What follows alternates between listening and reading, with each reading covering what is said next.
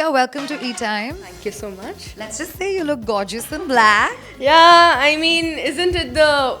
It's in the air, I guess. Everybody, it's so much about fashion, so much about glamour. It's just in the air. It just hypes you up. Absolutely. In fact, I know that you're a little unwell, but you still are looking as gorgeous and glamorous as possible.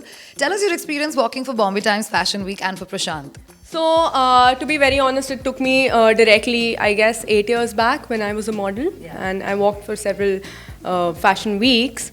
And Bombay Time is maybe the first one. That time I used to feel, yeah, Bombay Times ke liye I want to walk, like maybe. And then this time as a showstopper, I'm really, really glad I could do this. And thanks to the designers, Prashant and Saisha, they did a wonderful job. As I said earlier also in the interview that, every outfit I was looking, like when I was there at the backstage, I was watching the runway, I'm like, oh my god, this is also so nice. Why didn't you make this one as a showstopper? Oh, mine is also very nice, so maybe. So it's just the greedy girl, very girl problems, yeah. Divya, your journey has been fantabulous. We followed you, and of course now you have this prestigious title of Big Boss OTT winner as well. Talk to us a little bit about from start to now. Like, how does it feel? You're an achiever, right? Yeah. Basically, for everything in life, I think I've always felt that I should just keep going. I mean, I don't know what was it. I probably didn't even have that much of skills or strength in my head as much as I could think. So, you always, there is always more to you. How much ever you think, there's always more to you. So, I just kept pushing my limits, I just kept pushing everything, and then rest is history. And I'm not like, too much into it. Like, I'm not getting too stressful about it, not being like too, overwhelmed about it. It's just like, chal raha hai. It's going good. Very humble and modest. Seriously, that's the funda of life, honestly. It keeps you going like that. Divya, talk to us a little bit about what is it that you do to keep your mental health in check.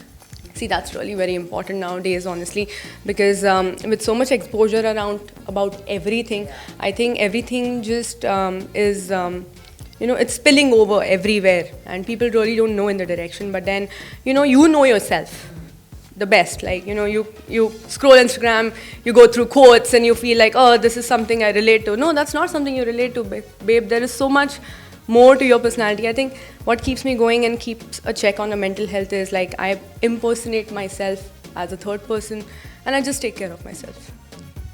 You're somebody who's very bold, outspoken. You've always been there. You have a huge social media presence as well.